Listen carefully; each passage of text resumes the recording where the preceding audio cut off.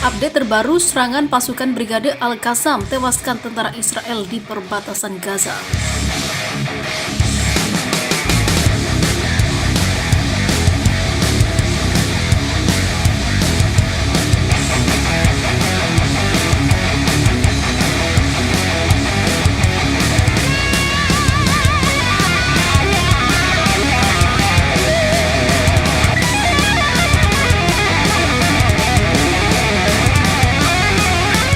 Bentrok terjadi antara militan Palestina di jalur Gaza dan tentara Israel.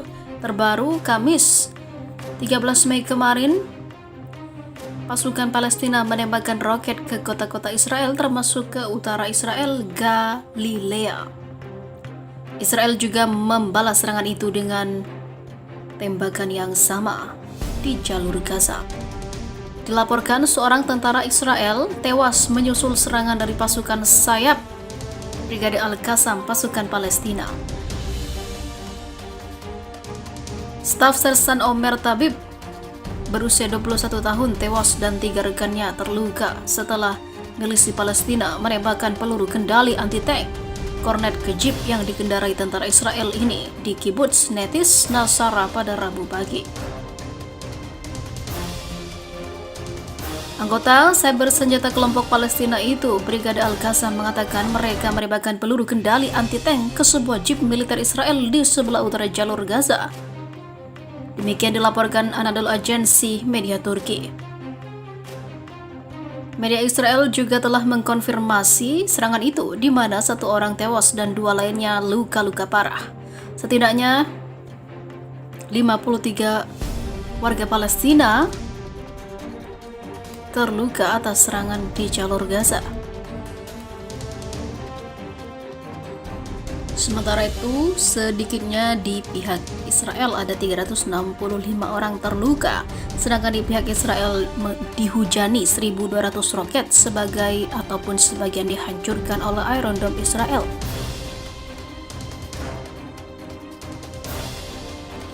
Di sisi lain, pada Rabu kemarin, Menteri Pertahanan Benny Gantz dari Israel mengatakan operasi militer akan terus berlanjut di jalur Gaza selama diperlukan dan saat ini tampaknya tidak akan ada habisnya.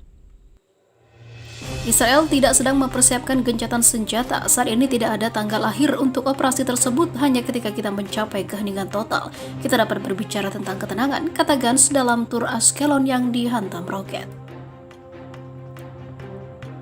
Kami tidak akan mendengarkan khotbah moral dari organisasi atau lembaga manapun mengenai hak dan kewajiban kami untuk melindungi warga Israel.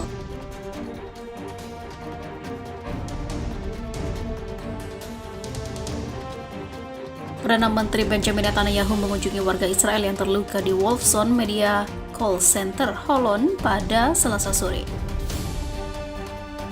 Dia berterima kasih kepada para dokter karena telah menyelamatkan nyawa seorang gadis berusia 3 tahun bernama Orin, sambil menunjukkan bahwa di sebelahnya tergeletak seorang anak-anak yang lain.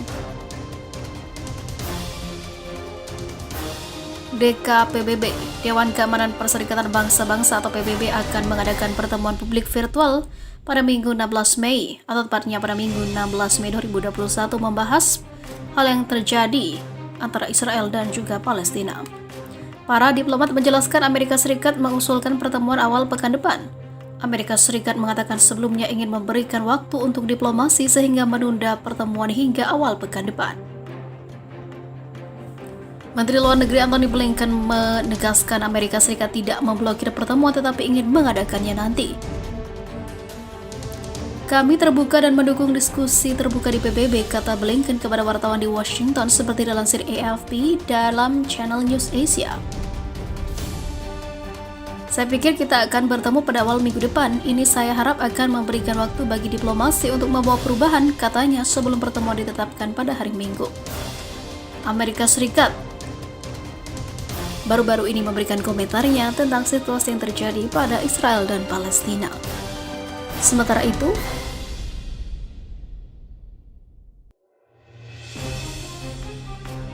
Presiden Turki Recep Tayyip Erdogan telepon Putin. Ia mengatakan Israel harus diberi pelajaran begini.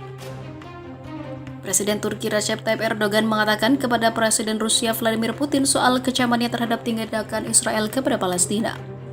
Dilansir Al Jazeera, Erdogan mengatakan komunitas internasional harus memberi pelajaran kepada Israel dan mencegah tindakannya kepada Palestina. Erdogan mengatakan hal ini saat melakukan telepon dengan Vladimir Putin pada Rabu 12 Mei 2021, menurut Direktorat Komunikasi Kepresidenan Turki. Situasi Israel dan Palestina berkobar setelah milisi Palestina pada Senin lalu mengultimatum Israel untuk mundur dari kompleks Masjidil Aqsa di Yerusalem, menyusul serangan pada warga Palestina. Hubungan memanas karena rencana penggusuran paksa penduduk Palestina di Sheikh Jarrah, Yerusalem Timur. Penggusuran itu akan dilakukan untuk memberi wilayah baru bagi pemukim Israel. Terbaru, Kementerian Kesehatan Gaza mengatakan korban bertambah.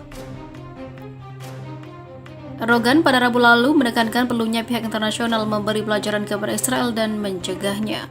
Presiden Turki itu juga mendesak Dewan Keamanan PBB campur tangan dengan pesan yang tegas dan jelas kepada Israel. Erdogan menyarankan kepada Putin bahwa pasukan perlindungan internasional diperlukan untuk melindungi Palestina. Eskalasi yang terjadi di Israel-Palestina secara tidak langsung mempengaruhi hubungan Turki dengan negara Yahudi itu. Tahun lalu Erdogan ingin memperbaiki hubungan Turki dan Israel setelah perselisihan bertahun-tahun soal pendudukan di Palestina.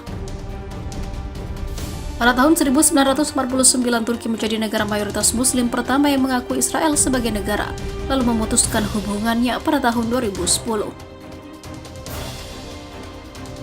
Itu terjadi setelah 10 aktivis Turki pro-Palestina dihabisi oleh pasukan komando Israel yang menaiki kapal milik Turki Mavi Marmara. Sementara itu, Erdogan dan Perdana Menteri Israel Benjamin Netanyahu diketahui kerap kali sering lempar komentar pedas. Kami tidak akan mendengarkan khotbah moral dari organisasi atau lembaga manapun mengenai hak dan kewajiban kami untuk melindungi warga Israel.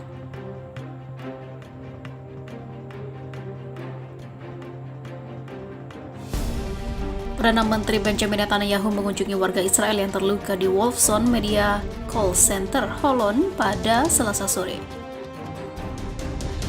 Dia berterima kasih kepada para dokter karena telah menyelamatkan nyawa seorang gadis berusia 3 tahun bernama Orin, sambil menunjukkan bahwa di sebelahnya tergeletak seorang anak-anak yang lain. DKPBB, Dewan Keamanan Perserikatan Bangsa-Bangsa atau PBB akan mengadakan pertemuan publik virtual pada Minggu 16 Mei atau tepatnya pada Minggu 16 Mei 2021 membahas hal yang terjadi antara Israel dan juga Palestina. Para diplomat menjelaskan Amerika Serikat mengusulkan pertemuan awal pekan depan. Amerika Serikat mengatakan sebelumnya ingin memberikan waktu untuk diplomasi sehingga menunda pertemuan hingga awal pekan depan. Menteri Luar Negeri Antony Blinken menegaskan Amerika Serikat tidak memblokir pertemuan tetapi ingin mengadakannya nanti.